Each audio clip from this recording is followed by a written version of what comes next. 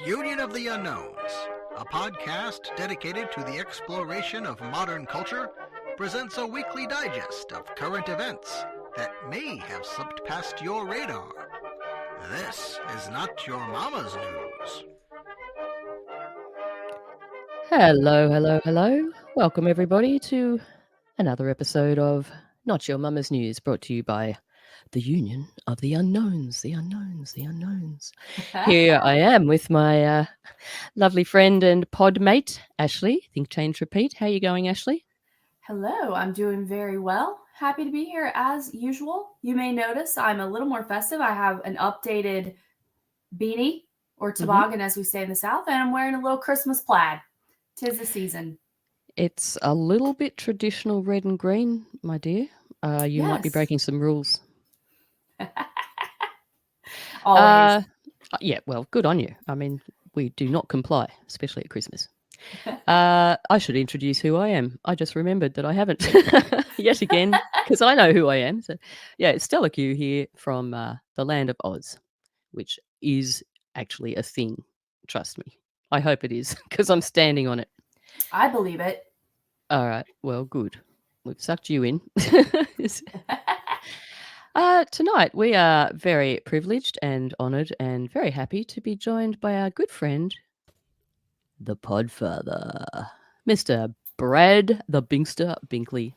Brad, how you going, mate? I'm good. That's very kind of you to call me that. I defer that name to Adam Curry as a true podfather of all podcast. The pod, maybe grandfather at this point. I don't want to be insulting to him. You guys know No Agenda, right? Yeah. Yes. Yeah, yes. He is the original, apparently. He's like the original guy who created podcast. Cod pasty. Yeah, no, and he does like the best audio of anybody in podcasting. He's great at it.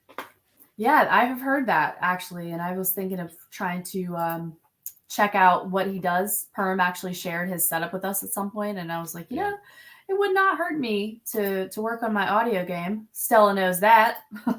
Oh, I get it too. It's everything's changing all the time, and you never know what's going to happen. Oh, absolutely. I'm not immune to anything like that at all. It's took me a little while to get it together, and still doing it. You just learn all the time. Uh-oh. I'm still messing with my camera, so I'm trying to make it a little less weird looking. That's fine. Black is beautiful. Thank you. Well, here we are. It is December. Can you believe it? Can you believe it's only 5 days away from that day for me, 6 days for you guys. Oh, yeah, you're in the future. I am. There is an echo here. There's an echo here. We're always trying to get her to give us the lottery tickets that are going to be winners. So far, that request has fallen on deaf ears. Yeah. Stella's. Oh, that's because lotteries are a scam. I can give you the heads up on the scam if you like. No worries. Did you guys ever see when that there was like a group of people who they rigged it? This guy who was trying to get out of communism back in, I can't remember where he lived, but it's back in like the 70s or something like that, maybe the 80s. I don't remember the exact date. But he was working, he was like a mathematician genius, but he wasn't making enough money to support his family. And so he's trying to get out of the out from underneath the communist regime he was living under. And so he hatched up a scheme to rig lotteries, not rig them, but to buy enough tickets, and using math, he figured out how many tickets he needed to buy and how many people he needed to get involved and how much investment he needed to get to buy enough tickets that would ensure like a lot of money for everybody involved. And he won like a whole bunch of lotteries before they ended up changing all of the laws across the U.S. because this guy kept doing this and made millions of dollars winning lotteries. You know, I'm a little bit freaked out right now because last night, I think it was one of the last things I watched before I went to sleep, was a very quick 60-minute short story of a mathematician lady being interviewed about, and she was talking about how this certain couple had worked out mathematically the lotteries and how they had actually made money. It did require quite a bit of investment. There was, hundreds of thousands of dollars investment, and they bought a lot of tickets, but they had figured it out mathematically, and they did I don't know whether there was any sort of law changes or anything like that, but very interesting. Yeah. Another this guy synchro. did it in Australia, I think, and then Maybe it was the same guy. There was some laws there. This guy got like a bunch of like rich people, like investors, to get it going and with him, and then they put in a law there that didn't allow him to do it, I think. And then he did it in the U.S. and he found the states with the weakest laws around the lottery, and then he won a bunch of times, and they said no more. And the biggest lotteries. I mean, the ones you guys have, they're beyond ridiculous. Like the 30 billion, which the line is always like a mile long outside of Quick Trip when it's like billions of dollars worth, as though people are like, I'm not getting out of my chair and buying a lottery ticket when it's in the hundreds of millions, but billions, that's when I'll go get a ticket. Yeah, that's what Justin said, that as soon as it gets above like that, the 1 billion, that's when people are really like hustling to go get their lottery ticket.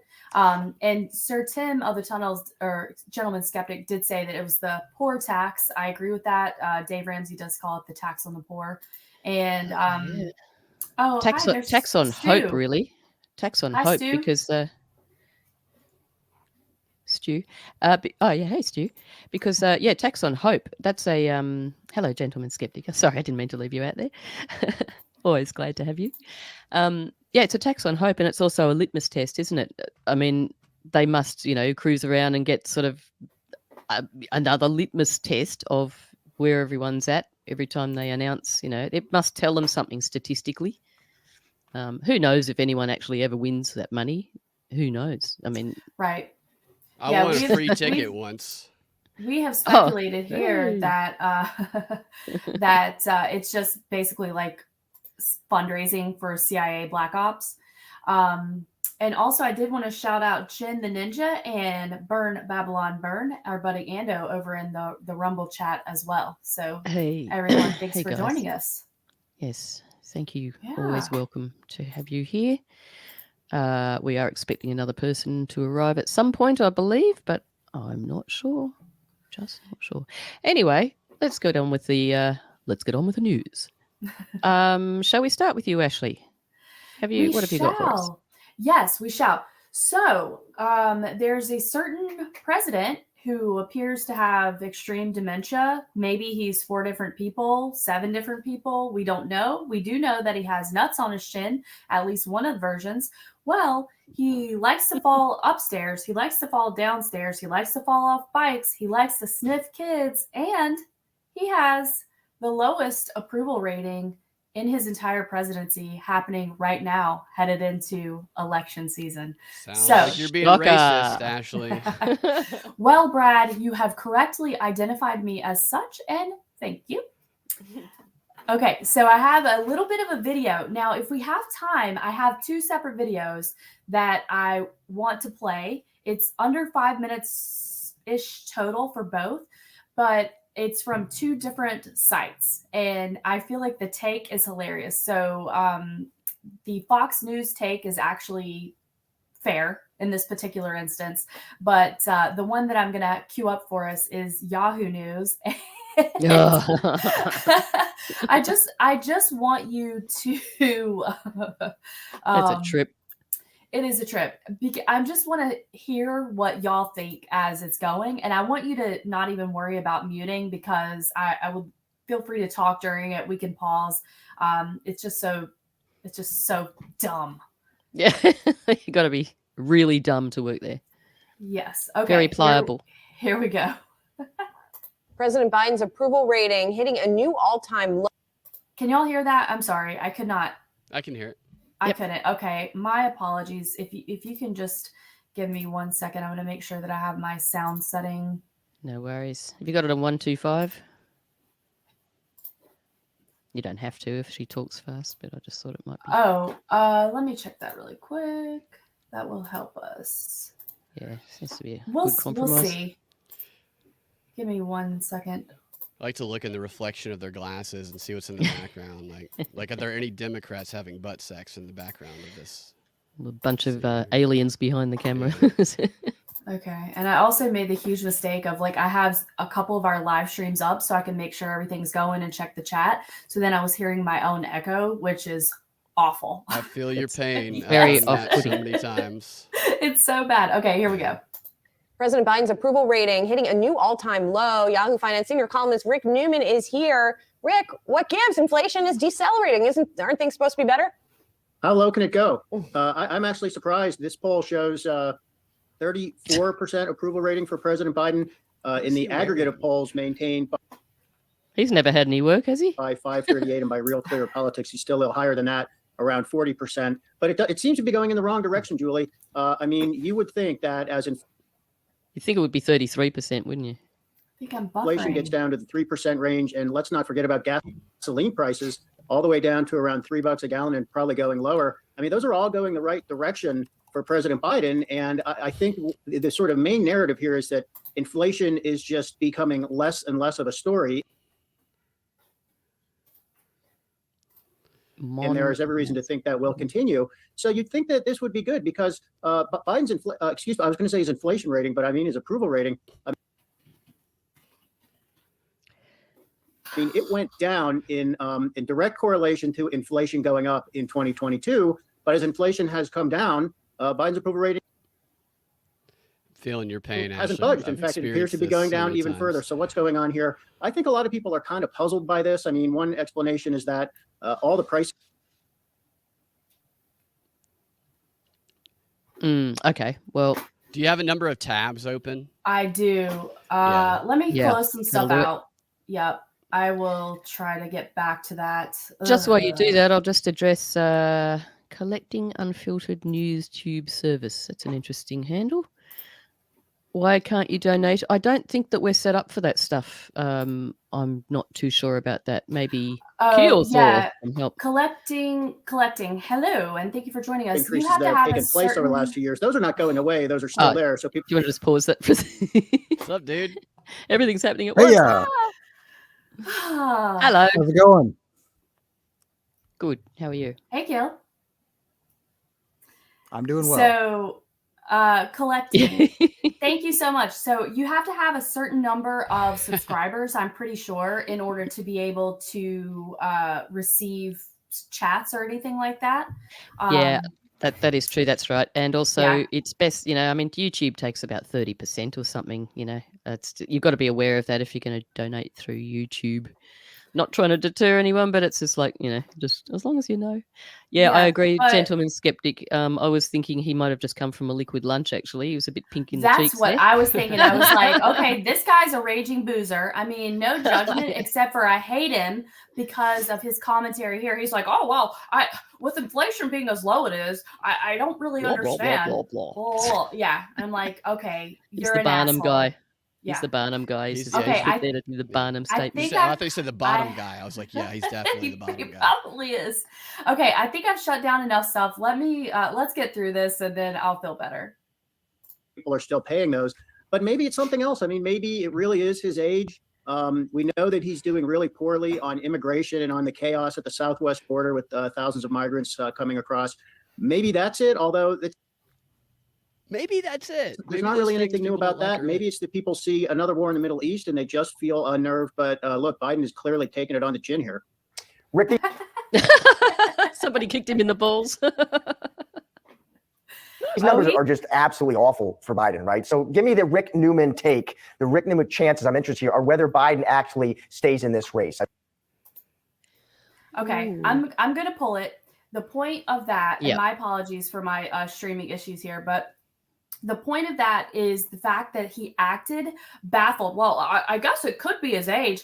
And I'm like, you son of a bitch, you're sitting here lying to people. What it is that when they go to the grocery store and their shit costs 3 times as much as it did last year, that's what it is. Yeah. Stop it. Like, oh, well, we're really puzzled because he's doing a good job and inflation is really low. Oh, Yeah, it's like you get meanwhile- out there, it's like without paying $75. Doesn't matter what you get. It's like an entry fee at the grocery store at this point. Yeah.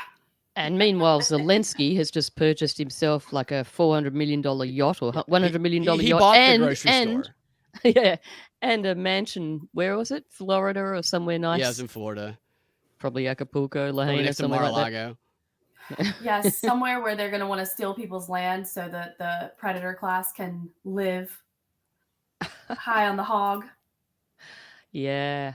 Oh, collecting unfiltered news tube service. What? Oh, that's an interesting anagram. Okay, it took me a moment. Very funny. Thank you so much. Love your back, love your guts, love everything. Did you work that one out, guys? All right. Yes, interesting. And I think it's funny that Biden has balls on his chin because he's going to take it on the chin. So yeah. He is going to take it on chin on his balls, on his You ball saw chin. that his daughter, she owes $5,000 to the IRS, which is not even the worst of what she owes. She also owes, showers to the big guy. It's been a while. Oh, It's breakfast time here, Brad, if you don't mind. And I haven't had my crumpet. she has not had her English muffin. Don't start.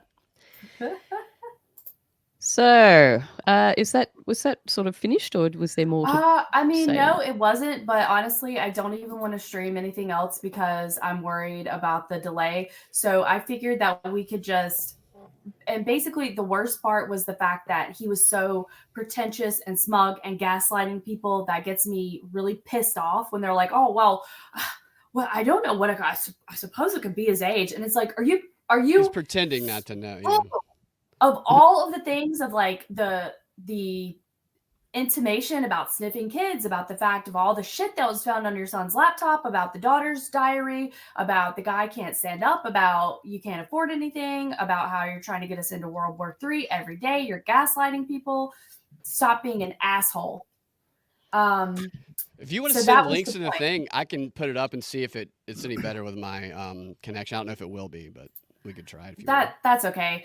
One quick thing on that, I did want to say that the lowest presidential rating I was able to find though was George W. Bush, which was at about 13% back in the day, which is also really hilarious because these same assholes who are like, "Oh, George Bush, weapons of mass destruction, whatever," they're the same ones that were at the Texas Rangers game and they were like giving him a standing ovation just this year. Isn't W and Michelle Obama or Michael Obama, aren't they like best buddies now? George Bush is Michelle Michael Obama's teddy bear. She carries him around everywhere and feeds him candy. Yes, and I was trying to send Brad a joke or a comment that I was hoping he was going to make about George Bush and Michael Obama, but I'm going to leave it. It'll be funny if Brad said it.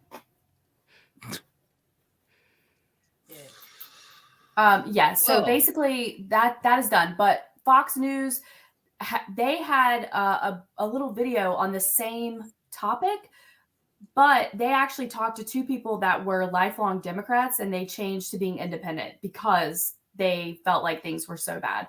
And it actually was a little bit more of a reasoned take. Of course, there's still propaganda, but it was better. Big Mike 2024, gentlemen skeptic. Yes. What do you reckon the chances are of that? I mean, I think it's possible. Why not? Ooh. Yeah, the 100%. I mean, it makes sense. Female, black, huge dick. Yeah.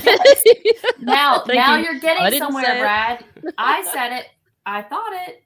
And that's also George probably helps her out. That was what I was all saying. those years that we thought she was wearing shoulder pads. Her. Yeah. Really. Yeah, Andrew says so many are aware of Big Michael these days. Well, at least someone with balls will be running the country. Yes, definitely. And they'll be wearing them in the right place, not on the chin. Yeah, she'll teabag the hell out of the Palestinians whenever we need her to. Must be hard shaving around chin balls. I don't know, just wondering. Okay, so Jen said black. I can't even say it. Jen. But anyway, Bussy Seller. Alrighty then. Shall we move on? Yeah, let's do it. I'm sorry. That went to hell in a handbasket. Well, it's all part of the circus, really. We're talking about Biden. Yeah. So Okay. Perfect. It's all very appropriate, really. Yeah. Mr. Thor of the Keels, do you have a story? Did you I have a story. Yay. Well, I wanted to continue because the last time I was on here, I talked about Satan and Satan stuff, and he's still in the news. So this one comes from Memphis, Tennessee. There's a new after-school program. What's it called? The Satanic Temple is hosting an after-school program for this elementary school. What fun! Sounds like fun. Yeah. So they some of the parents, the less open-minded ones, are in an uproar about it. But they say, it's not really Less about Satan. open-minded. The school district can't shut it down because they have to be, it's First Amendment stuff. You have to allow any group, whatever. But they said it's not about Satan. It's about rational thought and science and, being independent and supporting the self, that sort of thing. Which is basically 4 points of Satanism. Right. So, but they say it's not about worshiping Satan. But this comes pretty close on the heels of a different story out of Iowa, out of Des Moines. There was a satanic temple display at the Capitol there, and I'm not exactly sure why they have religious displays in the Des Moines State Capitol, but it was destroyed by an unknown person, and it was in the news recently. It turns out somebody who was a politician from Mississippi had driven up there and destroyed this display. But I just am seeing more headlines about Satan recently, and just wanted to bring that up. Yeah, well, they cut the head off of it. Somebody did, and there was the debate about, is it okay to do that or whatever. And related to that story was Jenna Ellis, the one of the co-defendants of Trump in Georgia, who turned on Trump, who actually didn't like Trump ever, really. She's always been an anti-Trumper. Garland told us about that on my show a while back. And she's kind of an opportunistic in getting in on whatever it was that got her connected to Trump. But she was like, I can't believe people are doing this, and this is wrong. And she used it as an opportunity to, just like the Democrats do, to separate the real Republicans with the MAGA evil people, because they go around chopping the heads off of free expression, was essentially kind of the message she was delivering. What do you guys think about that? Why do they have that in there? Are there other religious things in this building? I don't know. I haven't been there in Iowa, but that is the question. And then the question that people are debating about is, well, is it wrong for someone to go in and chop a head off of this satanic thing? Is it wrong to propagate those ideas? I knew somebody who claimed to be a Satanist when I started doing stand-up comedy, and what it was to her was, it was anti-establishment. It was, I don't want to follow the rules. I want to do what seems shocking. And I wonder if it's a little bit of the same here. I would, I've known a couple people that are, say they're Satanists or say satanic things once in a while, but they're not really worshiping Satan. They're really not religious at all. It's more of just to be contrarian to whatever the normal thing is. I'm so edgy. Look at me. Yeah. Little bit of shock factor in there. Yeah. I don't think I can't say I've ever been present during an actual satanic ritual, so I can't. Yeah, me either. I can't tell you how realistic. You probably it is. have. You just didn't realize it. It's also part of where when you start having a lot of these satanic symbols, and I watch TV, so you're probably right. It can rope people in deeper and stuff. You were watching 9/11, for instance, but Yep. So that what happened? what was that number again? So you were talking about that statue in that legal place, was it? What was it? The It court was in Iowa in some government courtroom, building. wasn't it? There was a satanic temple display in the state capitol in Des Moines. That's right. Yeah, and it was just right next to those beautiful stairs and everything. Yeah. I had that same thought. It was like it's an edgy one, and they've just done it as yet another experiment, and also to prove a point. if you take that down, you got to take down all the Christian stuff as well. And you got to take down everything else, the Muslim stuff. So you can't take it down. I mean, that's the whole little catch about free speech, isn't it? It's like, where do you draw the line? Is there a line in the sand? That's where we have to stop looking outside and get our, moral compasses back into shape as a society, so that it shouldn't have to be legislated decent morality. Yeah, and I think that's. Go ahead. Go ahead. Sorry. I was saying, I think cutting it off or whatever happened exactly. There was a lot of people rallying that, saying, on X, that's like playing right into the hand of what Stella was saying, where it's kind of like a setup. They want you to do that so that they can then take the other ones out and silence everyone. So, it's about that personal responsibility and judgment, not letting yourself fall for bait like that. Don't cut that stuff off. Just try and talk to the people who believe in it. And also, I was just gonna say it's a catch-22, because I did think it was kind of funny that somebody, beheaded it or whatever. I thought, good for you. But yes, I understand that you are balancing on hypocrisy if you wouldn't want someone else who disagreed with Christianity or whatever to come in and do the same thing. And it also reminded me today, whenever I saw, I think some more farmers were stopping traffic somewhere and they were spraying manure, and people were like, "Oh, so you're glad for these guys, but you don't like the other stop oil traffic people?" And I'm like, yes, exactly. And I'm tired of pretending that I don't. So fuck those stop oil people, and fuck y'all for trying to stop farms. And I'm glad that they are spraying shit on you. It's like Back to the Future and Biff. Yeah. karma. I'm in agreement with collecting there. Hail Odin. Thought you would be. Yeah. There you go. Yes, Jesus was a Jew. He was not a Christian. That's correct. A lot of people miss that. There's a quote in here from these after-school people. They say they aren't going to attempt to convert children to any religious ideology, but the program offers activities that, quote, emphasize a scientific, rationalistic, non-superstitious worldview, end quote. Nothing wrong with that. Nothing wrong with that if you believe it, but these are the same assholes that are like, well, my television told me it was safe and effective. Well, why do they have... It's 100% effective. Why do they...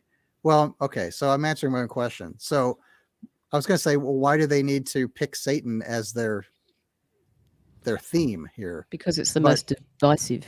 Right. It's gonna exactly. Saul Alinsky, he put that fanning the flames. Yeah. It's got people like us talking about it. So and Gentleman Skeptic in the chat says, or like San Tripoli says, most Satanists are emo theater kids who never grew up, and that is exactly what the girl who I knew that was a Satanist was. So that's funny.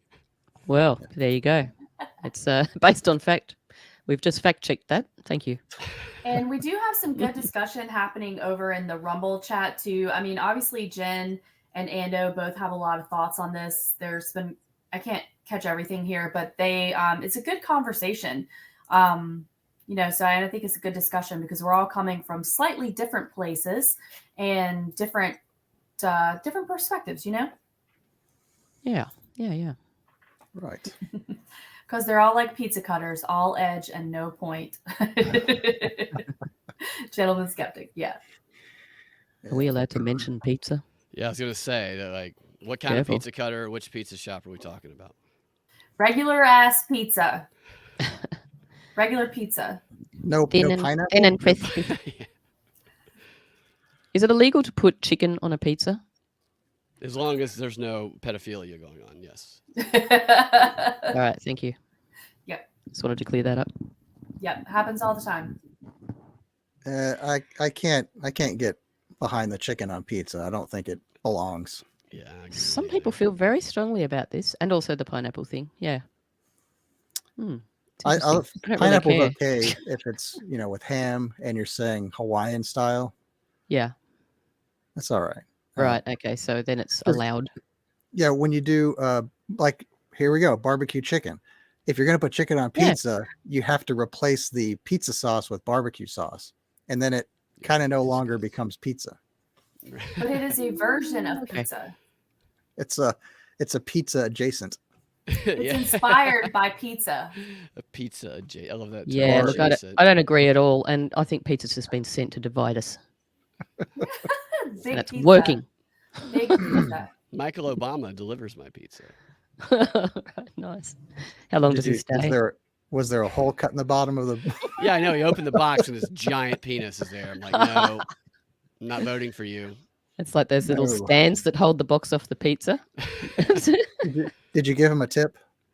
No, I didn't want a sausage pizza. I was not trying to start a porn movie. Just the tip, Brad. So-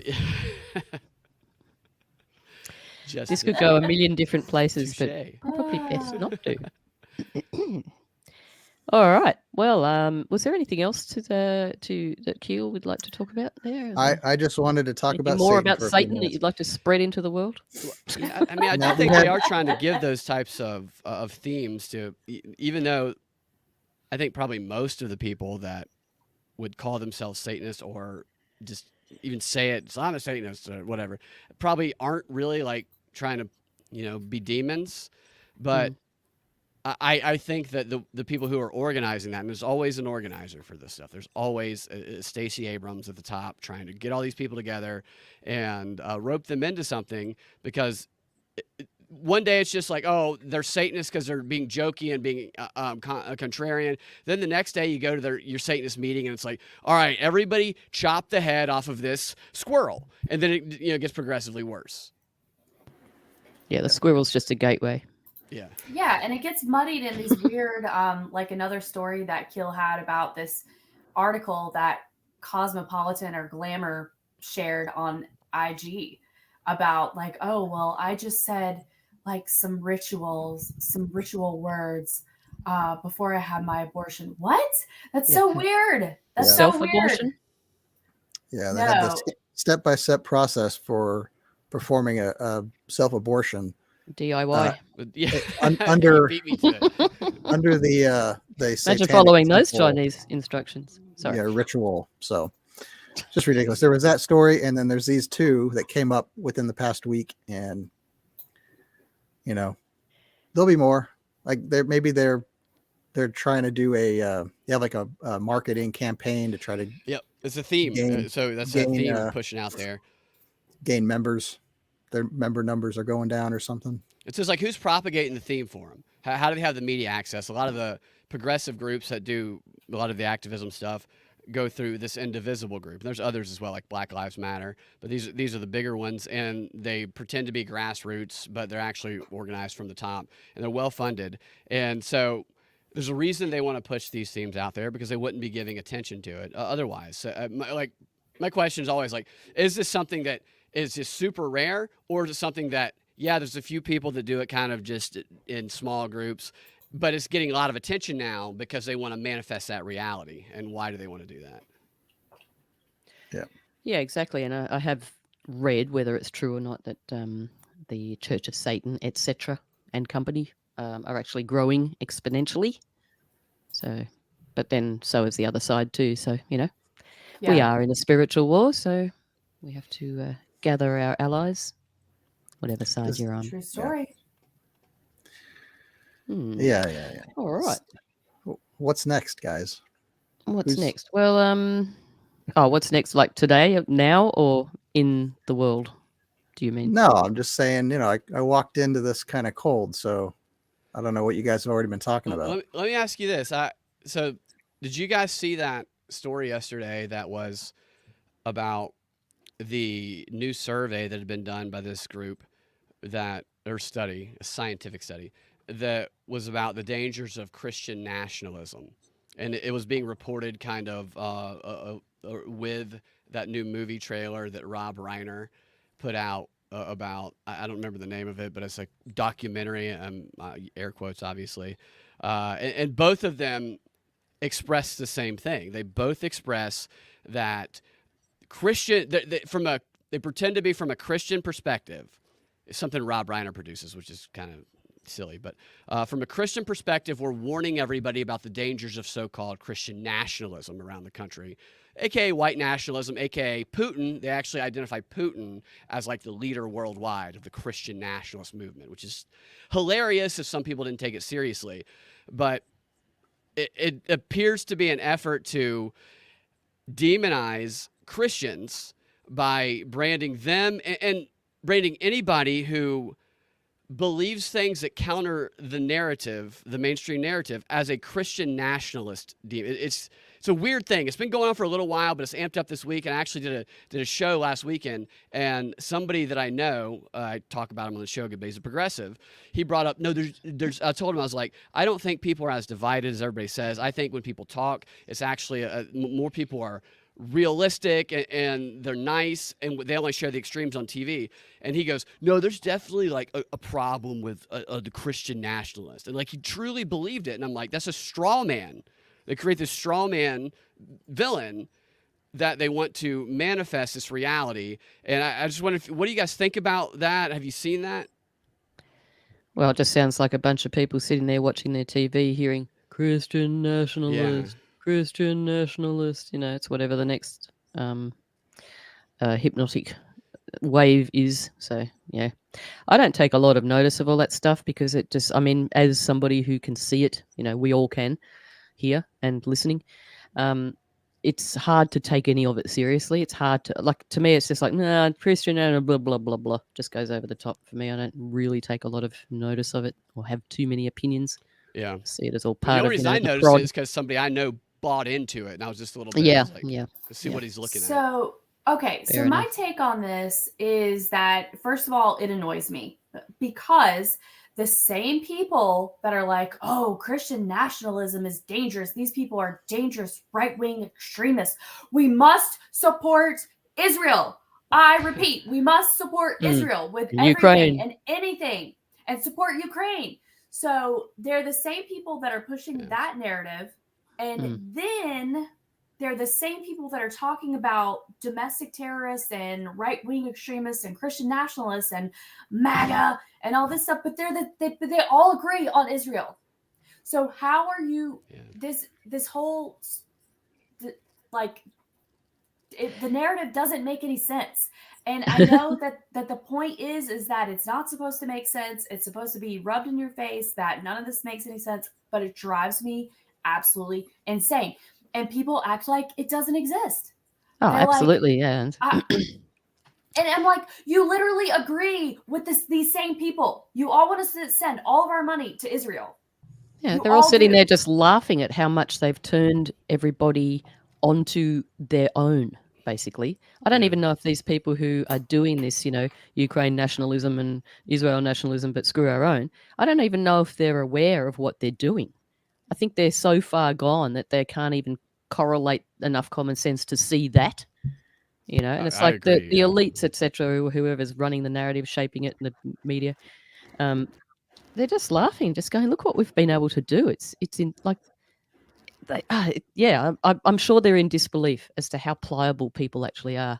It's an extraordinary accomplishment of propaganda. Yes.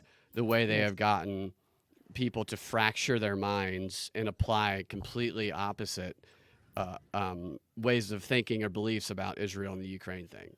Yes. Okay. Yeah. So Yeah. I wanted to get your take on that really quick, Kiel, before you hop in. And I wanted to get Brad's take on this one too, because it ties in for me that you have the Zoomer crowd, the people that were like, oh yeah, safe and effective. You know, they were all in with the COVID narrative. They were all in with the vaccine narrative. Sure, make me get vaccines before I go to college, whatever. But now, so they were 100% with the narrative. They believed everything. We're going to save grandma. Then they're now the crowd that doesn't believe the news, and they are, at least the woke crowd in that, they're the ones that are supporting Palestine. And then the people that questioned everything, called it fake news, were skeptical, at least to an extent, of the news, are now the same people that are believing everything about Israel. And I brought this up last week, and I'm like, how did they do it? Like, how did that even, Jen is over here in in Rumble, and he talks about this. It literally is magic. It has to Yes. be Yeah. Yes, it is. It actual spells. magic. Yep, and we've already talked at length about, not so much on this show, but on the WTF forum about the patents that have been available for many, many decades about frequencies and brains and introducing things called the voice of God into the brain. And I mean, it's more than just a bunch of people sitting there watching a screen. There's got to be more to it than that. And we know they have the technology. Yeah. So, yeah, it's no surprise. Bernays used to call it logic-proof compartments in people's brains, where they can just hold completely opposite, contradictory beliefs and not even realize it. The cognitive dissonance, yeah. Yeah, exactly. And so that is what they've done. So much social science research over 100 years. We're way behind. The average person is way behind on social science research than they are, and they've done all of these tests and these studies. And I don't think everybody who's putting the stuff out necessarily is fully informed on all of that, but I think that they do have specialists that probably come in and help them with that, and they do exploit the confirmation bias and the cognitive dissonance. People who have been preconditioned over long periods of time to side with one team and hate the other, there's no incentive for them to seek out information that proves what they want to believe wrong. So if they can just frame the information right so that they identify whatever the story is, even if it's hypocritical to the last position they were told to take, as it being on their side and against their enemy, then all they need to do is put out a little bit of things to satisfy their confirmation bias, because cognitive dissonance it's what Aristotle, he used to say that it's painful to learn. Like, it's literally painful to experience cognitive dissonance because it changes the structure of your brain, because you're creating a new node that's introduced that transforms your worldview that you previously held. And the more you look into it, it starts to get easier and easier. But the avoidance of that, they plan on the avoidance of that, and they bet on the it's just like jerking off. Just give me my confirmation bias and all the juices that come with it. Yeah. I Not guess. like jerking off. That was a bit of an extreme comparison. Yeah. Well, no, I that I'll was- take your word for that. I think it's driven by social media, because I think you can. Yeah. I'm not on it enough, but from what I understand, you can customize sort of feeds that you get out of TikTok and whatever, so much so, and not even without realizing it, that you're only going to see the headlines and information from one side, the side that you like to be on. So I think people flip-flop like that so easily because they're only watching this one stream of information. And so they're just going to take that and run with it every time. Yeah, they And think so that's the world. Yeah. that's it. That's what's causing. That's the thing. Maybe it's magical, but I think it's just people are dumb. And like you said, they don't bother going to look at the other side of things. And what I was going to say about Ukraine was that's really turning, that story, because I saw a headline on Fox News today, and I can't find it now, but it was something to the effect of Ukrainian soldiers have been found they were sniping civilians or something like that. There's some Ukrainian soldier outrage now. So it's like the whole story is flip-flopped. You would never see anything bad about Ukraine coming out from any of these, U.S. news sources. Yeah, and when that happens, they just kind of minimize it and barely report it. They don't make a well, big to do about it. It was there, so it's bubbling up. Yeah. Unless, hear me out, they need Zelensky now for something else, right? Because there has been the meme out there that's like, okay, Zelensky, yeah, sure, get used to it. Think that you're America's, the American government and the military-industrial complex darling, and keep thinking that until they murder you, because they have turned on their allies time and time again. They need him for the Senate room 4, the Judiciary Committee room. He's gonna get his head cut off at some point. Yeah, that $400 million yacht, mate. That's only on loan. That's not gonna save him. It's anchored. He just doesn't know it. Well, yeah, one of the progressives that I talked to, he's a big opposition to what they call Cop City here, and I'm sure that you're familiar with it. He's just opposes it greatly, and he also he thinks that libertarians are race of MAGA anti-vaxxers, and I'm always like, but Trump did the vaccine. How is MAGA anti? I never understand that. See, that's one of the examples of the contradictions in people's mind they have. It's like that Trump did the vaccine. But I told him the other night when I saw him, I was like, you know that the Cop City protest in Atlanta, the one that I know that he was supporting because he was texting me about it. It was led by a libertarian presidential candidate who gave a rousing speech at the Capitol. That guy was a libertarian. And he was like, what? I was like, yeah. And this guy he thinks libertarians are like a danger to the country. And so telling him that, he's like, really? And I'm like, yeah, a libertarian led the protest that you have been adamantly supporting for and he's like, really? I was like, yeah. And you could see his brain just like, you know. Who was it? I was going to ask you what he Chase said. Oliver? Chase Oliver. Yeah. He was running for Senate. Yeah. He's running for president now, I think. This 2024. Yeah. Okay. Yeah, I was going to ask what this guy said whenever you're like, well, it's Trump's warp speed MAGA jab that you took 7 of. He changes the subject. They change the subject whenever you point that out. You have to you have to be in a situation where you really have to be like, and people say what they will about Vivek, but Vivek is good when he has these interactions with some of these reporters of saying, no, and just drilling down on the thing. You got to do that with some of these people when you talk to them. And I know that you're not trying to get into an argument with your friends. Like, you like these people, you still want to have a relationship with them. I get it. But it's frustrating. It's very frustrating to have this, especially when they're so politically active and yet have such an inability to actually think in terms of reality. And they're smart too, often very smart people in other areas. But that is just like, the brainwashing is so apparent. Well, we used to joke at the very beginning when the vaccine was first talked about, and it wasn't even available in Australia yet. And we used to joke, our community, about, jab number 6, jab number 7, here we are. And here we bloody are. Yeah. It's incredible, isn't it? It actually happened. Don't forget, people got permanent real tattoos on their arm with their vaccine card number things on them. A batch number. Showed it off on Instagram. Oh. I bet the elite weren't expecting that. It's like, oh, damn, there's our evidence. In Finland, they let you have sex with a hooker if you got the jab. I mean, I remember that. Yeah, I mean, the coercion. Gosh. Which hooker? We have to do a show on that, actually, at some stage, don't we? We have to do a looking back on COVID show. And Could I be any more vaccinated? Yeah. Yes. Who was that? Oh, that was Chandler. Yeah, they said he died of what? More minutes than ketamine. Yeah. And actually, I'm glad we brought that up because that's an update to one of my stories about the whole Matthew Perry thing. But yeah, apparently they're saying he died of ketamine. But from what I read, there was actually some suspicion about whether just because you have the presence of ketamine in your system does not mean that you OD'd from it. And right. It wasn't the drugs, Ashley. It was the cop that had their knee on his throat that killed him. Yeah. Not the drugs. Yeah. How did he break out of prison to kill the cop he was having a bath with? Well, they say it was a drowning and he passed out if he wasn't in the water. But then there's a story about, I don't know if it was an ex-girlfriend or something that said that he's been lying to people for years, that he's never been sober.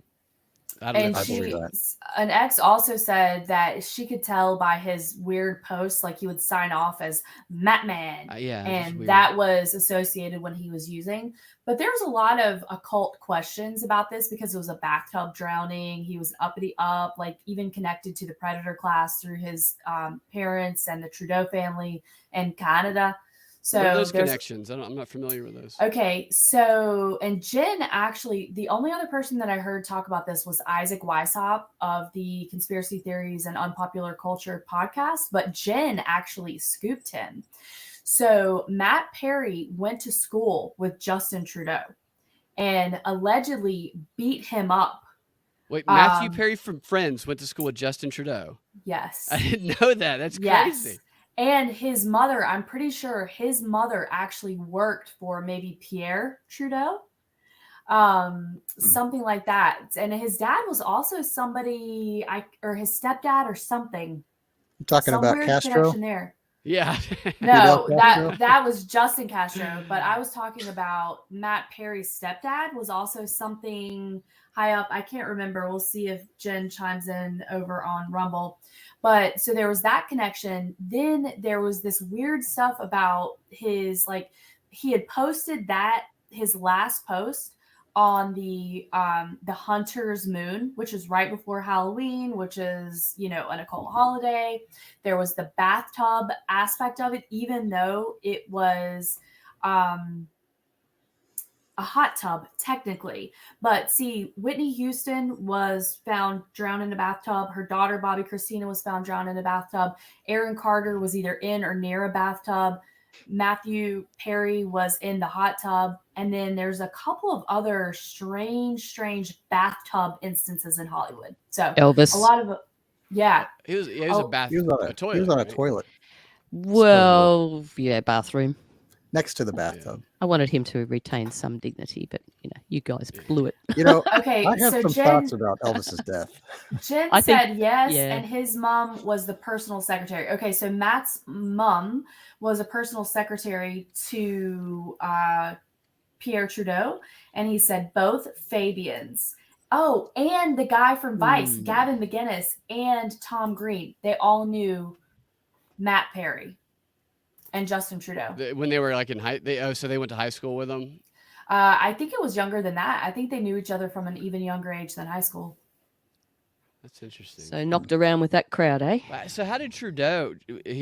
I know a lot of these guys. They go to school over here before they go take over whatever country or become the front man for whatever country. But Kill a bunch Trudeau, of I people. guess, went to school in the U.S. No, Matt Perry actually was in Canada. Oh, okay. I didn't realize that. Yes. Yeah, and his mom worked for the Trudeau administration. So there's a lot of weird stuff about that story. Yeah. Have they had any 98-year-old Nazis over recently? I wonder, celebrated any of them? I don't know. I never saw any hubbub about it, but it's possible, right? Especially when they're too busy calling everyone else a Nazi. Yeah.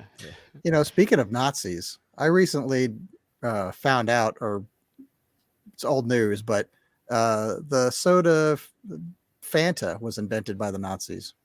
Really?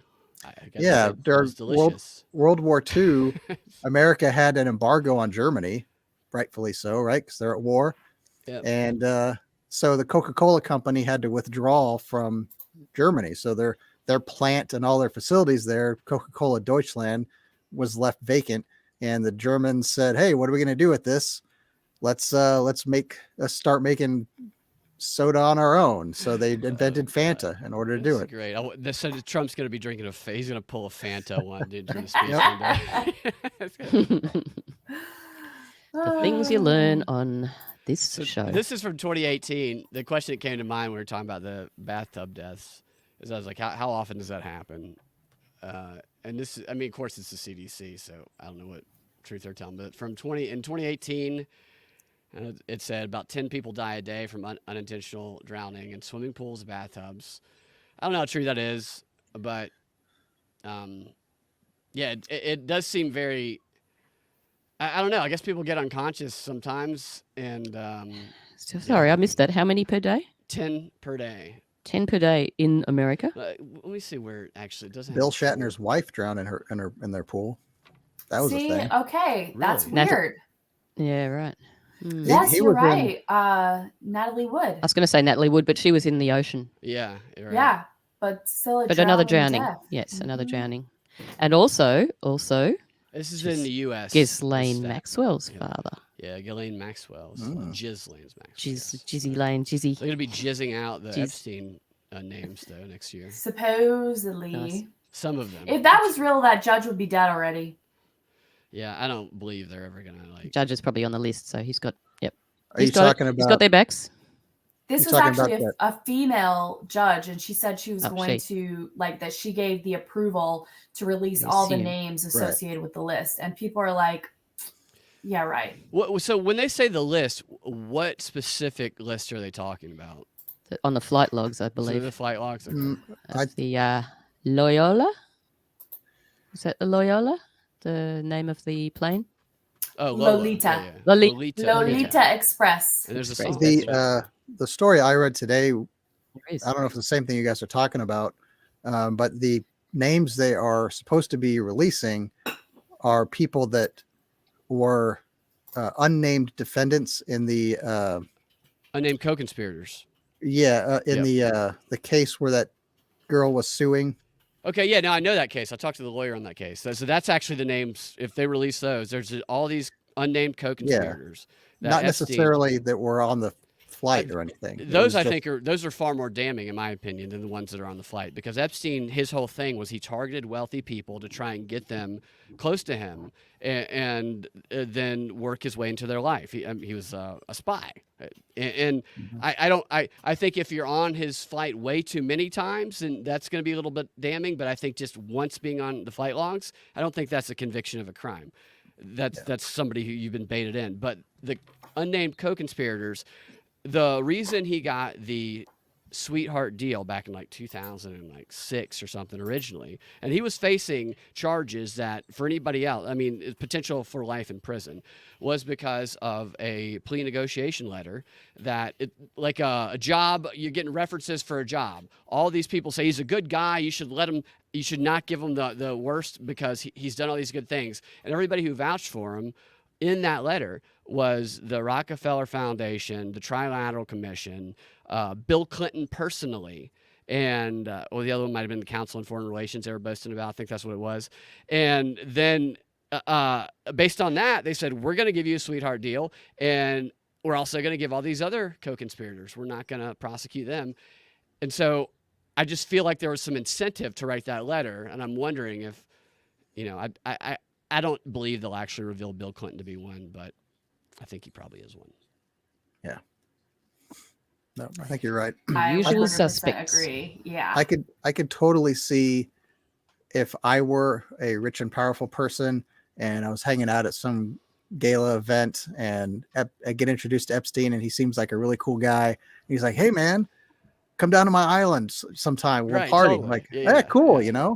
And then you get on the flight and you got drinks and then you go down there and you land on the island and you're like, "All right, so where's the party?" And then he lines up like a row of 12-year-olds and I'm like, In an empty swimming pool. Yeah. like He already don't sends them in know. there. I mean, they have the spy. You can read the CIA manuals on how they do this, the sexual exploitation. And I want to respond to a gentleman skeptic here. He says, I don't know, Brad, that sounds like something that someone who bummed a ride with Jeffrey Epstein might say. You're talking about Trump.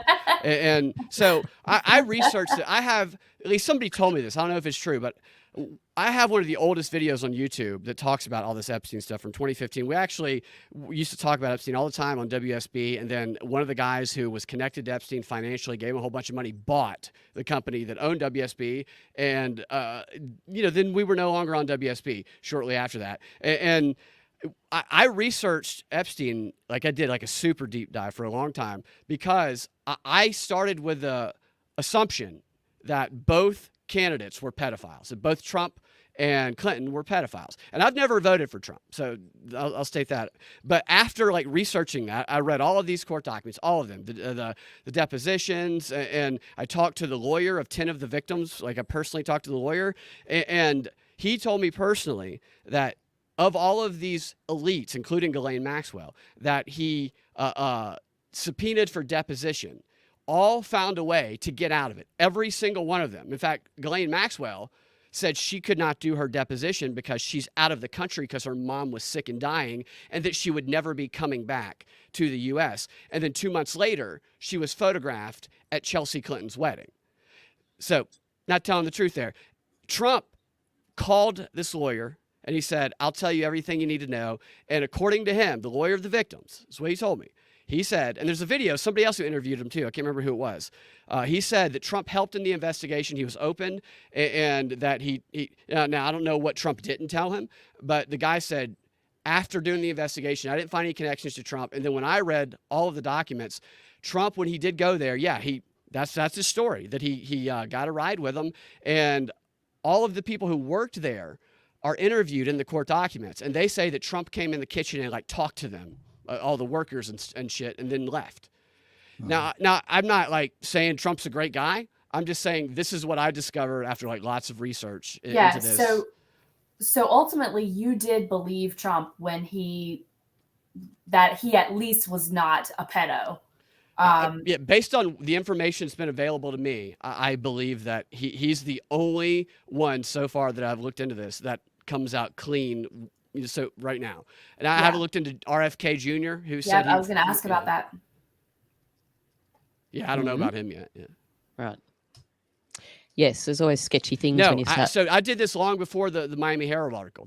So years before the Miami Herald article, I reported the Miami Herald article covered a lot of stuff up. So they covered up a lot of stuff about how that sweetheart deal was, how they got it. So, and Jill the Skeptic's asking, are you referring to the Miami Herald article, which won an award, which that woman who wrote, they're full of shit, the Miami Herald. The reason they wrote that article was because they wanted to make the Jeffrey Epstein thing a Trump scandal, because none of these people reported it before Trump was president. They covered it up actively, and I even made videos of them actively shutting people up who talked about Epstein. Brian Stelter, one of them, just shutting people up who brought up things that years later they're all openly talking about. They waited till Trump was president to bring the stuff up for the Miami Herald article, probably 4 years before the Miami Herald article that I made videos about this, because the guy who was in Trump's cabinet, Acosta, Jim Acosta, not the guy from CNN, but the lawyer, was the prosecutor in Florida at the time who gave Epstein the deal. And so they put it in the news because the story was Trump put the prosecutor who gave Epstein the deal in his cabinet. He must be rewarding him for giving Epstein a deal. But when you actually know what happened, and at least according to like hundreds and hundreds of pages of court documents, that prosecutor was bullied, intimidated, threatened. Like police officers quit, people in his staff quit, people disappeared. So there was a pressure and threat campaign that led to the prosecutor giving this deal. I don't know what his involvement is in it was, but the information available, if you go through all of it, it's not him loving Epstein. It's him giving into a pressure campaign after people literally disappeared and quit. And I think maybe one died even, kind of mysteriously. So they didn't report all of that shit in the Washington or Miami. Miami Herald is bullshit. Sorry, I didn't mean to go off on that. That was good. I'd like to. Yeah, well, it's good to get. Yeah, sorry, Keels, you go. No. I was just going to brag about saying I remember when you guys got kicked off of WSB. I was there, man. Yeah. I was there. Yeah, I had been listening as well. Yeah. And it was very, very coincidental, the timing of all that. It really was. Mm-hmm. Yeah. Yeah. So who was the author of that Miami Herald article? Because wasn't that also where Mike Cernovich? Yeah, Mike Cernovich was involved in some of that too. I can't remember the woman's name, but the woman... she was made to look out like a hero. I know. And so that woman who wrote that article, I had actually been covering her specifically because she was so full of shit on other stories. And they gave her that one. And I can't, you're bringing all these memories back now. I can't remember any of it. But Cernovich's involvement in that, I found to be interesting. Some people, they play whatever their cards are in certain ways, but that story, it made it look like a Trump scandal when what it was a Clinton scandal. And I think that's the point of it. And I don't know what Cernovich's role in all of that was. He's a smart guy. I don't agree with a lot of things he says, but I don't know. Yeah. He annoys me as well because he acts like he knows everything. And yet he has some of the worst takes. It's like, he's a very frustrating character, and he definitely seems shady to me. And I had heard after the fact, not doing a deep dive, but that there was some shady connection that he had with this whole Epstein thing, even though he was trying to make it look like he was breaking the story. But yeah, I don't know. I thought that's what made me really mad about it, is because I'm like, I talked about this 4 years ago, and these motherfuckers are acting like they're breaking something that has been in publicly available information for years. Yeah. Yeah, just like Tucker Carlson. Yeah. He does that. He fears the aliens.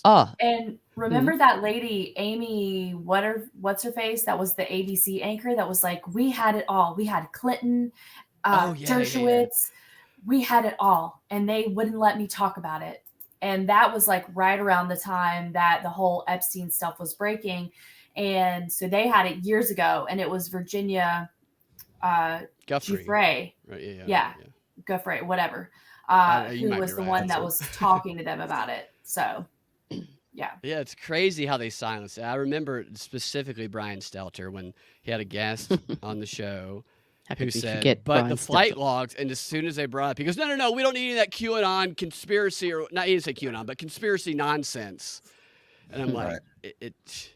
And what about all that camera footage, surveillance footage from the Epstein mansion? Whatever the hell happened to that thing? yeah. I mean, Yeah. he supposedly had cameras in every room to record all the shit that went down in his place. And as soon as he was arrested, or whatever the time frame was, the police swept in and just grabbed it all. Yeah, took like it it was all. Tesla's files. They got it the hell out of there. Yeah. Cameras? What cameras? Yeah. Just when we're talking about Tucker Carlson a minute ago, it just reminded me. Remember how he had the red Kabbalah string around his wrist? Well, last night I was watching. What's the English Prime Minister? Rishi Sunak. Yeah, he had a red string around his wrist when he was being grilled. They said grilled. It was hilarious. And they grilled him at all. I mean, they all ended at friends and happy Christmas. Even you, Prime Minister. But yeah, he had this red piece of freaking string around his wrist, and he was using his hands a lot. And I'm just thinking, come on, that's burly. They're just throwing that at us, surely. But anyway, I just wanted to point that out because it's just something that I sort of noticed. Maybe he was in solidarity with that cyclist dude. Lance Armstrong. What? Lance Armstrong. Live Did strong. he have a red piece of string? Wasn't that around his wrist? a red thing? No, for him? It was yellow. It was bright yellow. Live strong bracelet. Come on, Yeah, we're Phil. talking the one on his penis. That one was red. That's the one I'm talking about. Didn't he just like tell all the ways No. to get around a piss test or something? Actually, no. I have the scoop on that. So he was drinking baby's blood. He got around getting drug tested over 500 times. And so, but it wasn't necessarily about cheating on a piss test, but what it was the method that he was enhancing his performance. So it was through increasing your red blood cell count. But apparently that only stays in your system for like 4 hours while still giving you a super boost. But you can time it out. If you know you're going to be tested at 8 a.m, like you just got to make sure that you give yourself that window that you're not going to be pissing hot for your drug test, because there's only 4 hours that would show elevated levels in your system. So that's how he did it. I blame Sheryl Crow personally. Yeah. It's ironic. Or that's You blame Sheryl Crow. I'm just tick. No, They dated. They dated for a while. They were together or something. And I didn't know that. He left her high and dry, actually, because I think she wanted a commitment and to have kids and stuff like that. And he didn't want that. So then he started dating somebody else right after that and got her pregnant. So had he just been a woman and competed against females, he would have never had to cheat. He would never have had to fiddle with his red blood cell count. Yeah. Yeah, and he could have got Just his his dick cut penis, off, just and there tuck wouldn't it. be any Yeah. accidental children, would there? So it would have all Exactly. worked out really well. Exactly. All Zero, right, fam. yeah. I have to run. I sent the link for bonus content if y'all end up doing that. Stella has the Thank link. you. Gil, you Yes. got it. It's good. So yeah, Brad, thank you so much for joining us. I have absolutely loved it. Thanks for having me. I didn't mean to And- go off on Epstein and take up so much time. Oh, Sorry about that. anytime. I love the tirade. I just have I'm just making a note. Never ask him again. I just have I'm sorry. class tonight that I have to run to. Otherwise, I would just be here for the long haul. So, Yep, anyway, no worries. Thanks everybody so much. Great seeing y'all. Talk to you See you later. later. Hey, love you guts. See ya. Bye. Love ya. See ya. Bye. Alrighty. Well, I guess we should move on, and I'll just have a real quick stab at the follow-up, really, about Cyclone Jasper, because I was talking about Cyclone Jasper the last couple of shows. Who's that? And Cyclone Jasper, we've just had a cyclonic event in Queensland, which has devastated a lot of the area. But it was very much a build-up in the media in the sense of, I mean, it has turned out to be devastating. However, it wasn't really the way they were saying it was going to, they were really hoping for a devastating, wind thing. And the flooding from it that has come from that tropical depression is pretty devastating. And funnily enough, all those other words that you hear, like unrelenting, unprecedented, unexpected, record setting, never seen before, biggest in the century. So that's all going along on this story. The reason I'm sort of sound very skeptical is because I don't believe, I believe there's been some, fiddling with the weather in this sense. As we know, there is hurricane-y type manipulation that they can do. Is that there is normal over there historical to have that type of weather? Well, we are in a monsoon season, so it's not unusual at all. The people, particularly up in that area, because we're talking about Cape York Peninsula, which is, if you look at a map of Australia, it's the pointy, horny bit on the top right-hand corner. Not horny. It's pointy. Anyway, they're used to all that sort of weather, particularly up the north bits. It's tropical, cyclonic. But it was the way it sort of acted, and it was very odd the way it kind of had this, what would you call it? Like it's a stall. It kind of looked like it was being steered. And even before it hit landfall, people, you could see in the comments of all the news, people are saying, oh, they're trying so hard to make it big and scary, but it's just not, because it was a category 4, and then it sort of died down a bit, and they're sort of trying to predict the track that it's going to take, and there was, I don't know, 3 or 4 different predictions, which were all quite different. So it's just like spread the fear. Yeah. So was it?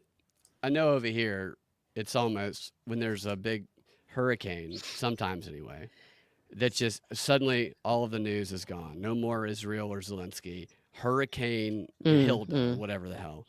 And they've got their extended broadcasts. They have the people faking the stuff, like they're blowing them away.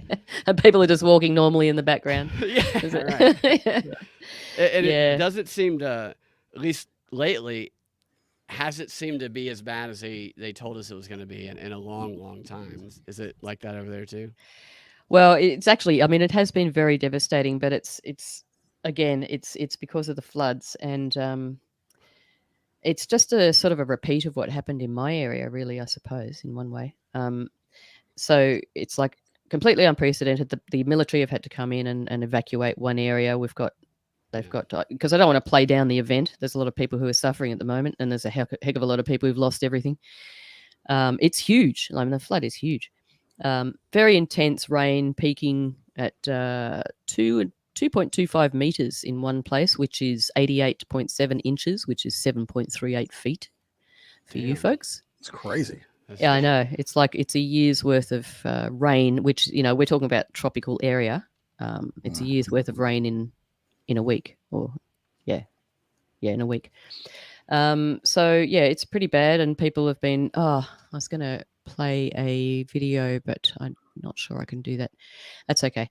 Anyway, where I'm heading with this is I had a video I was going to play of, it was just a local sort of basically talking, just saying, look, we know how to handle this sort of stuff. We don't, we know what we're doing. We've been through it before, but just the comments like, we've never seen it this bad and all this kind of thing. So, but this follows on from the worst, what was it? The worst flood on record. No, hang on a minute. Where was it? Yeah, so the Townsville floods, which are also in Queensland, up in the similar area of 2019, they were pretty bad. And in Western Australia, of earlier this year, we've had the worst ever flooding in the Kimberley region, which is sort of, top left corner, I guess. It just sounds like there's a bit of a playbook going on around the world, Lahaina and Acapulco. Yeah. What do you think? Do you have any ideas of why they might be doing? There's no doubt that there's weather manipulation. I'm sure your country, I know our country has been studying and using weather manipulation since at least Operation Popeye back during the Vietnam War. And China has like an operation of weather control or Office of Weather Control in their government. And I think it's funny how they pretend that is in no way connected to their climate change claims. I'm like, how can you not connect those two? But That's why they're making everything so full on and unprecedented, because they want everyone to think, well, this is climate change. You better, yeah. it's going to kill you one day. I just wanted to show a few pictures because I keep a fairly close eye on the radar, as does my mum as well. She sends me things sometimes. And I was watching the radar on the lead up. Okay, so basically, let me just go through. So December the 2nd was sort of basically the start of the development of Cyclone Jasper. It originated in the South Pacific Ocean, crossed over the Fijian type region. The Bureau of Meteorology, which we call the BOM, the acronym is the BOM, called it a Category 1, which is the lowest category, and named it Jasper. It then intensified to a Category 4 by the 7th of December. 5 days later. They reckon that they measured 220 kilometers an hour, which is 140 miles per hour. But then it started weakening as it approached the land, and they were anyway, just the way the media were going on. I've already gone over that. December 13th, it started intensifying, made landfall as a Category 2. Okay, so it wasn't the 4 that they said it was going to be. Category 2 is just, it's still pretty intense. But anyway, it's like a Lewinsky. Sorry? It's like a Lewinsky. Lewinsky. What do you mean? She gives blowjobs to the bit president, lower. So, yeah. Low. So it's Okay. that level blow. Yeah. Anyway, look, I was keeping an eye on the radar. I haven't really strung this together very well. I just want to show you my radar. On the lead up to all this, in my area, there was a lot of unusual humidity, and people. I was talking to a few people in the area. And now I'm quite a bit south of this area, but still, when you're looking at it from a satellite point of view, it's sort of as the crow flies. It's really not that far. You know what I mean? Our weather would be affected. Put it that way. So if you just look at this graph here, here's the humidity in pink. This is on Sunday, the 3rd of December in Lismore, which is near me. And yeah, we're all complaining about this humidity is just out of control. There's something weird about it. Like, it's not normal. And the way it would just suddenly become humid, it would be fine. Then just suddenly you could feel it within almost minutes, and it would last for a few hours. Sometimes it would, people were talking about how they were waking up at 2-3 in the morning just in sweat. It's just all of a sudden it was really humid. And then, look at this graph. So see, it says here 100%, 80%, 60% in the pink. And here's, look at this. It's like off the graph. It's flattening at 100%. Humidity. Does that mean there could be no more humidity? How does that work? I don't know. It's like you could lick the air or something. I don't know. I mean, I think they call that rain, don't they? Yeah, right. Anyway, I just want to show you that sort of off-the-chart humidity. That was kind of in the lead-up. That was a little bit unusual. There was also, a lot of this. Hang on, let me move this thing. A lot of this, we got hammered. In fact, it was sort of in the lead-up to the 30th of November, which was when Kissinger was announced dead here. Allegedly. Allegedly, yes. So we got sort of hammered around that time. That was the lead-up. This is happening. These are only a few shots. I love this one. This is some the chemtrails. big H in the sky. Yeah. It'd be funny if there's like Bye, Henry. Like a caricature image of Henry Kissinger up there in the cloud. Yeah. It's almost like release the hounds as soon as I'm gone. But anyway, I wanted to show you this. So this is the radar, the weather radar. And can you see these on the west coast here? There's these 3 sort of circles, right? Yeah. Now this is like different days on the lead up, where I've taken different screenshots. It's kind of like, does that look natural? But where is it again? Western Australia. Western Australia. Where on the map? Okay. Here. Okay, right there. Okay, yeah. They're not really natural, and they've been happening, like they happen regularly. See this? This is the lead up to the cyclone. It's like, I feel. Are they swirling, or they just appear as round areas of cloud? This is the thing. I need to show you a video, really, but I couldn't get it together to show you the video. But yeah, they sort of move. I might be able to get a video in a minute. They move, and it just sort of looks like it reminds me of a pinball game. So when they've got something happening here, and then you can see other things happening down here, this is where the cyclone starts. I don't know whether you guys can see it, but see, look at this. I mean, is that natural? Does it look natural to you? These things, these No. lines here. I'm not sure exactly. Like, I don't have the weather expertise where I feel. I feel the confident they're manipulating the weather, but I don't know exactly what that is that I'm looking at. Yeah, fair enough. I haven't probably explained it very well. This is the satellite radar images, and these are different days or different times of a day. Oh, okay. And you get, so it's like the way it changes. yeah, but these things are consistently on the Western Australia coast. So these three sort of, and over here as well, there's weather stations and there's HARP stations. There's one here, and I think it's called Exmouth or something. Do you guys have a HARP station over there? Oh, several. Is it? I think Here HARP, again? is HARP closed down over here? Do you know? I'm not sure if it's back open again, but that's. I think it reopened, didn't it? It might have. Because they fired it up in, when was it? Not that long ago, a few months ago. I think they fired it up again. So I heard. But I mean, who knows what's real? So yeah, this is just consistently all these round things happening. Here's the cyclone here. Anyway, look, I just wanted to point it out because I do like. I mean, look at this. That's not natural cloud. What's that? That looks like something that would be getting pounded on the floor of the Senate. It's not natural cloud. It Well, just it kind of looks. Hold on. It kind of looks like that's the eye, and then you got a little white beard down below and a nose. Yeah, Right. There's just God playing, MS Paint. Yeah. Here The again. weather stuff is like something that is they do all these disaster response trainings and vigilant guard and all kind of stuff just to train their cross-border and state government, federal, tribal, the way that everybody can work together, the ways it gives more power to the state when it comes to emergency declarations and whatnot. And just the way that people react in these circumstances is going to be beneficial, psychological and knowledge for people who are in power. And weather is just such a great way to see how people act when the shit hits the fan.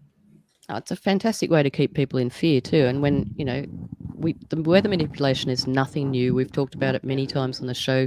Lots of people talk about it. Jim Lee, climateviewer.com. Endless information. There's no way that anybody can possibly say, no, they're not manipulating the weather because they admit it themselves.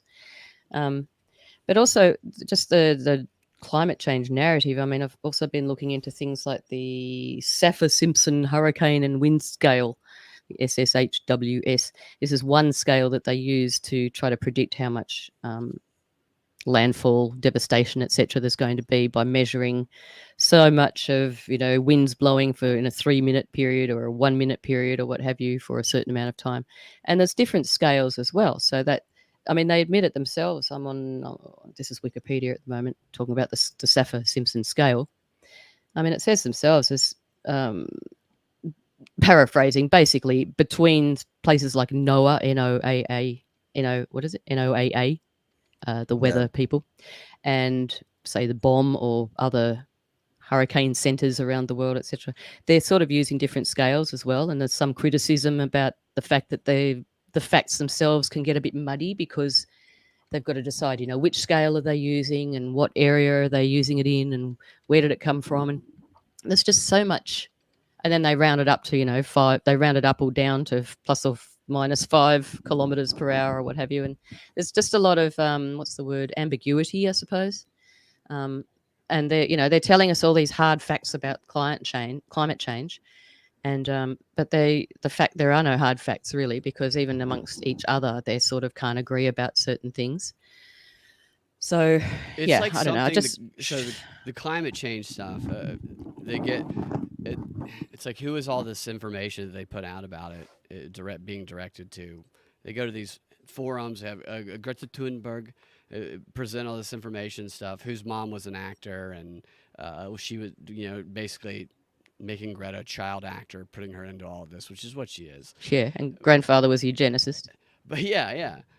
Most people don't have time to worry about climate change, and there's been this push for a long time. It's like what's the best way we can try and make them care about climate change more than they care about being able to pay the bills. Kind of like the whole Ukraine foreign aid and Israel foreign aid stuff.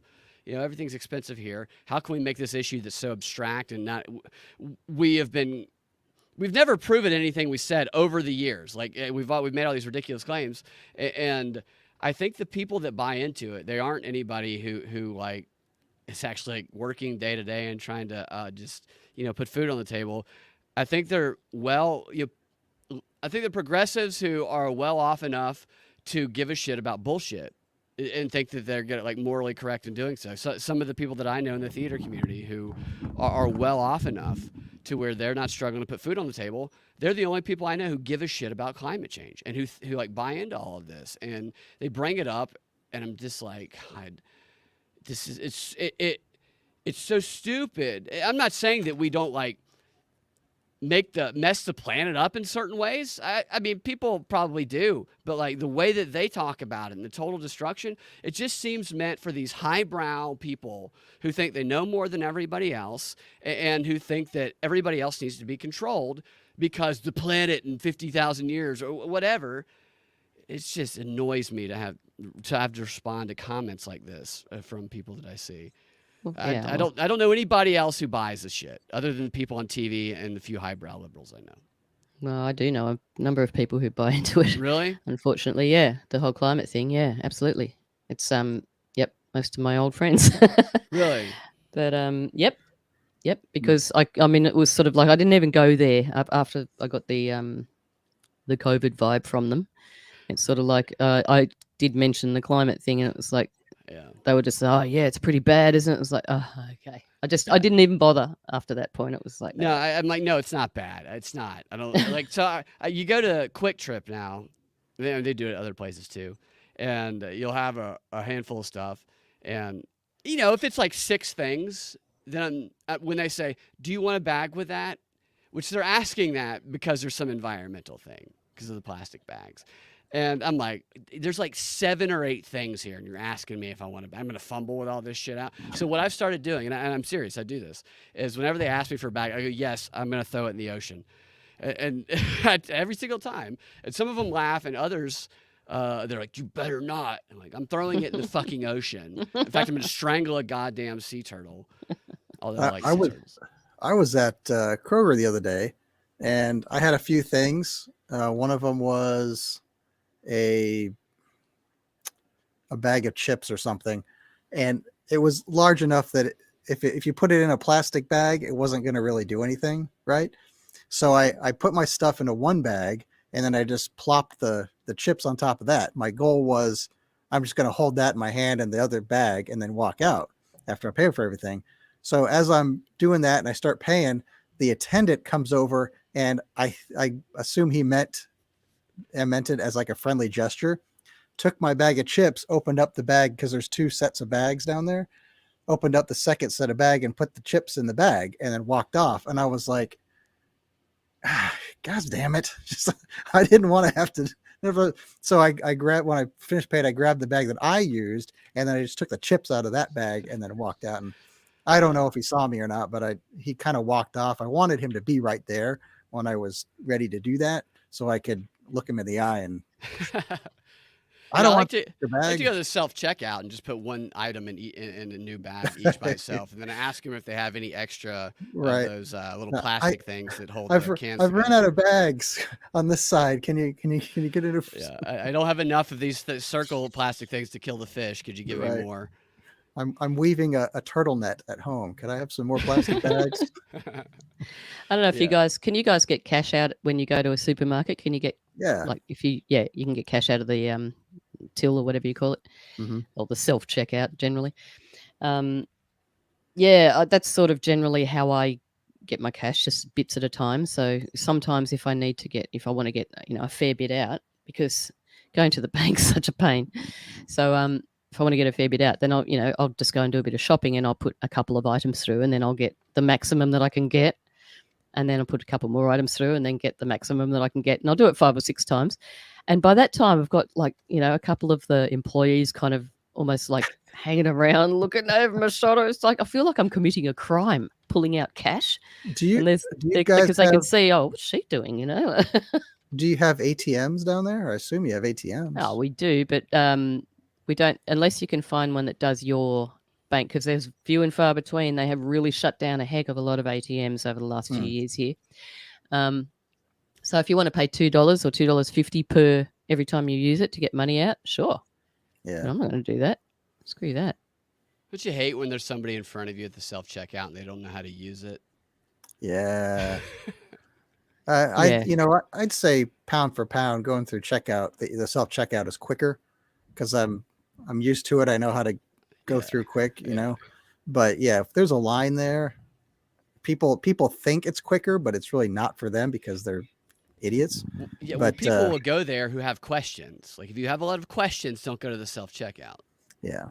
Well, what really annoys me is that they've got less and less of the self checkouts now that where you can actually get money out, cash out. Yeah. Mhm. So most of them are just card only, Yeah. and you might have, it's probably the same there. You might have maybe 8 or 10 checkouts and 1 or 2, and sometimes one's not working. But, it's far beyond their intelligence to actually think about the fact that some customers probably don't need to get cash out. So what they should do is stand there and say, do you need cash out? No? Okay. And direct them over to the card only machine so that the people who do need to get cash out don't have to sit there and wait for the people who don't need to get cash out use the cash out machine. It's really annoying. It's like, it's just, it's beyond their thinking. I said it to them once and it's like, oh yeah. I found that to get in and out of the grocery stores, whatever you're trying to do, is if you go up to the machines and you just scream, "I've got COVID," run really fast. It'll clear out. Especially now where that's coming back, apparently. People, I just showed somebody's wearing a mask at the show we did, like one person in the audience. And I didn't say anything, but I'm like, why? Why is this person wearing a I've been mask? seeing masks. I don't know if more frequently is the right word, but I've been noticing them more in the past month, I would say. Well, there's so much to be frightened of, Keels. There's so many things out there that are going to get us. Every time I want to, secretly take a picture because I don't want to be an asshole and, stick it in their face. But You should just do it. I want to like sneakily take a picture and then I can post it on our Discord channel. Yeah, I mean, it could be photos all over their Name and Instagram. shame. People like to brag about having their stuff on. Yeah, And maybe. I do wonder how many, like, what the, I have no way of actually knowing the exact percentage of people that are fully committed to that versus people who were before, but who've kind of, opened their eyes. Like I was talking to somebody, I was getting a haircut the other day, and I could tell after a few minutes that this lady, I think she might have been Russian, so maybe she was an operative, but I could tell that I could talk to her about shit. You gauge people when you're doing these situations, like, what can I talk about with this person?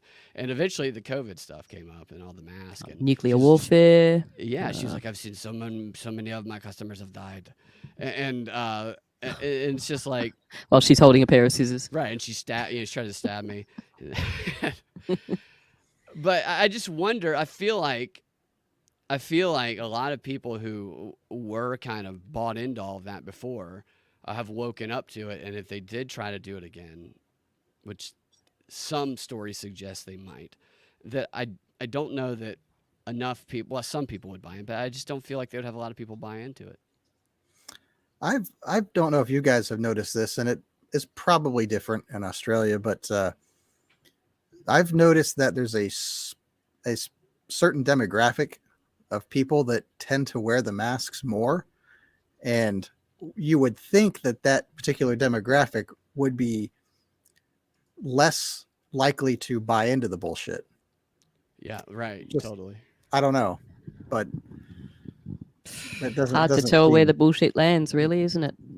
It is. It's always surprising to me when I turn to see somebody. So I'll be out, and this has happened a couple of times where I've done like a show with people in the group that I'm in, and then the audience there would talk to the audience, and then like I lean down to pick up my bag, and then when I turn around and get up, somebody that I was just talking to, whose face had been exposed all night, is suddenly wearing a mask, and I'm like, oh. Yeah. Why? So what kind of Russian was she? So the question of she was, I'm guessing, a smoke show in her day. I think she's probably late 60s, maybe early 70s. If I were late 60s, early So 70s. let the armpit hair down a little bit. Yep. Yeah. Fair enough. There's an answer. So basically, I didn't feel like I strung that whole thing together very well. But all I was trying to say was that the devil is in the details. The weather is being manipulated, and if you want to really look at the huge picture, I think it's because the elites want all the nice places, and they want us in our little cities, and they can look after the green zones for us. But because you look at all the places that have had all these disasters and things, it's they're all kind of pretty nice places. Yeah. I mean, the But, Hawaii story that we had talked about a while Lahaina. back. I don't even know what the aftermath of that has been since. Oh, Yeah, it's has horrendous. Has Oprah bought all the land yet? Or Has she given everybody Ozempic yet? Well, she was buying up a lot of land before it happened, and apparently since I've been following it super closely, but apparently the Mark Zuckerberg, who does already own a very large place there, and right. was not very. Apparently, when he bought his place originally, which was a few years ago now, he fenced off an area which apparently cut off some sort of traditional kind of pathways and things that theoretically, it was on private property, but was sort of public land for probably centuries. And he wasn't very popular for that. And the last thing I read, whether it's true or not, was that he was actually building this huge bunker underneath his property, $100 million bunker or something. Yeah. And it's like, oh, why would that be? So there's already apparently quite a number of tunnels under that area anyway. I mean, as there is everywhere in the world. There's been a lot of bunker stories that I've noticed lately. There was, and this comes in and out of the news. Why? There's this one billionaire, I can't remember his name, but he's selling like plots of bunkers. It's like it's bunkers for the average American. Okay, bunkers are us. Elites. Yeah. It's like Is it's that- everyday working Joe. is that over in South Dakota? Is that what you're talking about? I don't. I know he has one in Indiana. He might have one in South Dakota. He's got like 4 of them around the world. I think 3 of them are in the U.S. and then I can't remember where the other one is. I think one might be in South Dakota. But he making a killing. It's funny that he's definitely going to make a killing. And they're like, depending on what they have, it's like looking for an apartment. It's like the different amenities and sizes and whatever. And the funniest part about it is when you read through his website is. He is the king of these bunkers. So if all the shit hits the fan and you live in one of these bunkers, this is your king, and he's the only one who's the king. And also, he has this page on his website where he says, "But if you can't afford the price to buy a bunker for you and your family, and you're just gonna die, we do have a space for your DNA in our Noah's Ark DNA vault. Never fear. Don't worry. Yeah, We've it just got your costs you $35 to give us your DNA. That's it."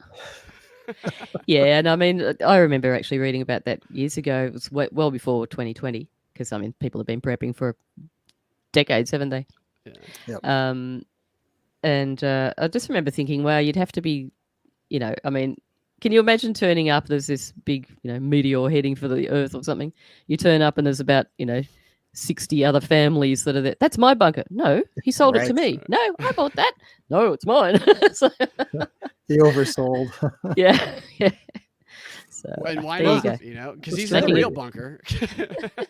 Because you don't think most of the people are going to show up, right? So Yeah, and it's exactly. Be like, can you get to your bunker when you need to? It was funny to read the way that his website was. So his website was just every prophecy. There's videos on his website that it starts off with explosions and you see the earth and blows up and prophet. It says it's like, have you seen Scrooged? the movie Scrooge, where Bill Yeah, Murray is Bill doing Murray. the Christmas movies. Yeah, and he does that real dark, demented, where hell, everybody's done. It was like that kind of on his website. He's got like 3 videos like that. Nice. Buster Poindexter was in that movie. Buster Poindexter. You talking about what's his name? Buster Poindexter. You talking about What a what's the name. guy who I know the guy I did stand up with him. The guy who put the gun in his face. Is that who you're talking about? I can't remember his name.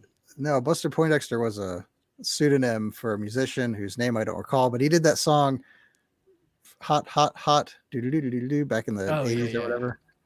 Yeah. Okay. Yeah, anyway, I was thinking about Bobcat. To see what I was thinking. not about Bobcat Goldthwait. Yeah. All right. Well, I guess we should probably wrap this thing up. Yeah. Yeah. All right. I mean, well, do they wrap it up in the Senate? I don't know. I didn't watch the video that closely. yeah. I Do don't you know what know. we're Are talking they about, rapping? Stella? No, Do you I know have no what- idea. So I'm just this trying to play week, along. Trying to There think of puns, was but nothing. it turns out to be a Democrat congressional aide who there's a video going around, and you couldn't go on Twitter without seeing it, and everybody's sharing it. I'm like, why are you sharing it? But it's a video of this male congressional aide getting screwed by whoever's filming it, probably some prostitute. It just proves that it's just another example of everything we thought about Washington being true. But they're on the Senate floor of the Senate Judiciary Committee room, and he's getting butt banged, and it's on camera, and it's all over Twitter. And a lot of people don't realize this, but actually the head of the Senate Judiciary Committee who meets in that room is Dick Durbin, who's the head of the gay sex room. And like Richard Head. Yeah, exactly. And people are sharing this everywhere. Don't share that shit, man. Unless it's like Nancy Mace or Boebert. Don't share that stuff. Because they will try and charge you under the revenge porn laws, which they've already done. For the people who showed the Hunter Biden stuff, there was a politician in Arizona and somewhere else where they are actively right now pursuing charges against under revenge porn laws for sharing the Hunter Biden images from the laptop. Now, Hunter Biden, he's fine, but the people who share the images. And it was just all over, and it was inescapable, and the guy got fired. He's probably going to run as a Democrat for Senate, if I had to guess. He get tons and tons of money. President, probably. It's just interesting to me that, so you have this guy who was a Democrat, then you have the Hunter Biden stuff. Then there's a story that I've talked about a lot, this woman in Virginia who was a chatterbait star or something, and people would pay her to watch her in private rooms get banged by other dudes while her husband watched her. Like that's like a thing that she did, and these were all available. And the Washington Post exposed this. I don't say exposed because it was already out there, but they reported on it, and then somehow she's the victim of this, even though she got a $500,000 fundraising boost when it happened. Everybody who donated to her campaign has seen her butthole, and she's the victim. And yet Boebert, who only did over the clothes touching, she's the villain in her story. Yeah. It's crazy. I think There's so much crazy out there. Yeah. Oh, more crazy? Unreal.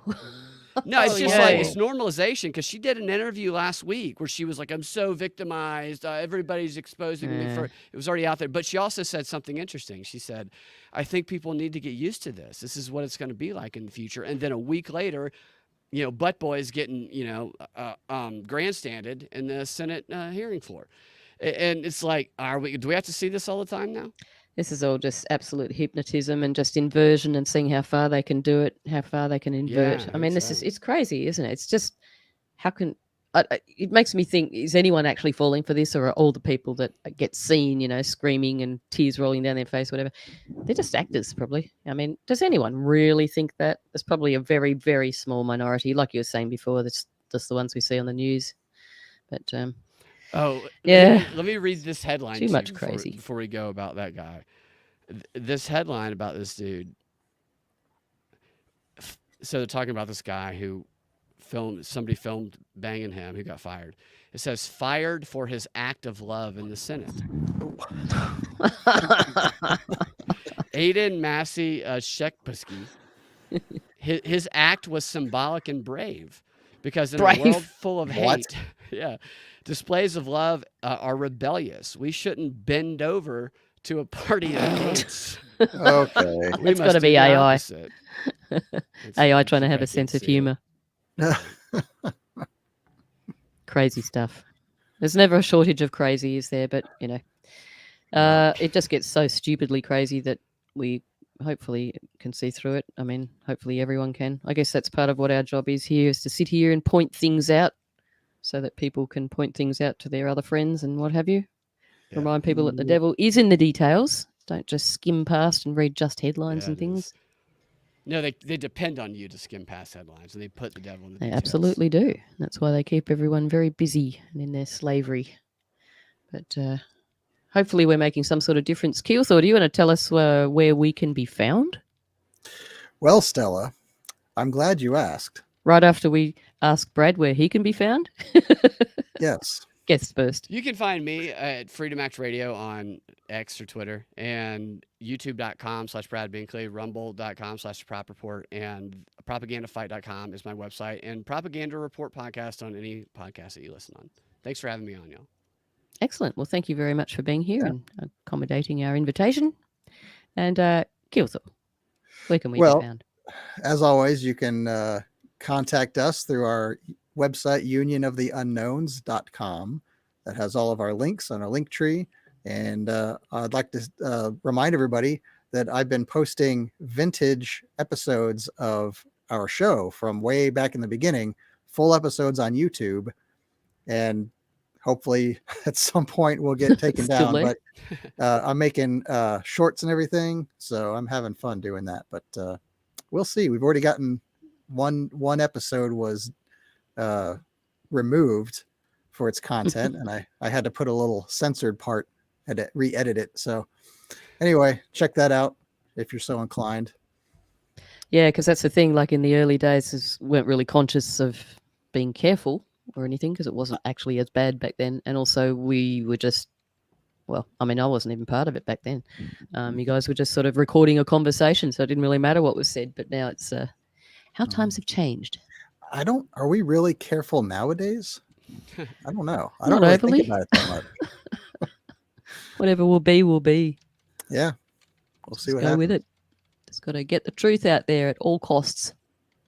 Yes. Well, so yes, thank you again, Brad, for being here. Thank you for joining us, Keelthor. Thank you also to our friend Ashley, who has been here. And thank you definitely to everybody who has given us our time listening to us bring another episode of the Union of the Unknowns, Not Your Mama's News. What do you got? Not Your Mama's News has been a production of the Union of the Unknowns podcast. New episodes are available weekly on all your favorite podcasting networks.